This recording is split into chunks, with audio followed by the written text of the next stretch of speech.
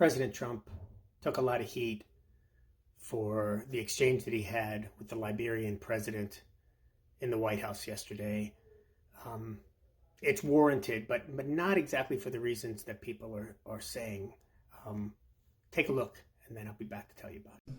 Because we are committed to that, and we just want to thank you so much for this opportunity. Well, thank you. It's such good English, such beautiful. Where did you learn to speak so beautifully? Where were you educated? Where? Yes, sir. In Liberia. Yes, sir. Well, that's very interesting. It's beautiful English. Sure. I have people at this table can't speak nearly as well. What I've seen the most in terms of criticism of this is that he didn't understand, or he didn't know, the president, President Trump, didn't know that English was the official language of Liberia. Look, he probably should have known that. I don't think most Americans know that. I wish they did. It's pretty important to understand that history. But it wouldn't shock me that he didn't know that. But that's problematic. And there's another problem. So it's problematic to me that he didn't know it because he wasn't briefed on it. I don't think it's the case that nobody in the White House knew that. I think it's the case that he doesn't care to be prepped appropriately before he meets with foreign leaders, especially those he doesn't seem to believe are his equals. And the way he spoke to the Liberian president suggested to me that he didn't view that person sitting beside him as an equal leader of a country.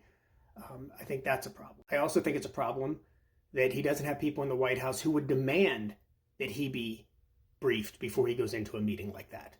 That he's surrounded himself with people who don't know enough about the way diplomacy works, the way government works, to make sure that the U.S. president doesn't go into a meeting with a foreign leader without having some fundamental understanding of that country's history and certainly what language they would speak.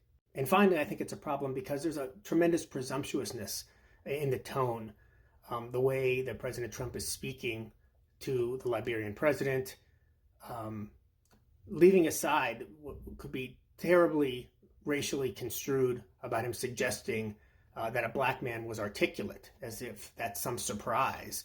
But he did show some surprise that he spoke English so well.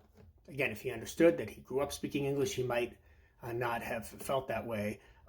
But to put him in a position to have to explain, to put the Liberian president in a position to have to explain to the U.S. president in front of camera crews and other people at the White House was very disrespectful and unfortunate. But it shows a fundamental lack of curiosity, a lack of interest in world events, and it shows a dismissiveness that is troubling, not to mention sort of the latent and sometimes explicit level of white supremacy that we're seeing too often, not only from President Trump, but from other close associates within the White House.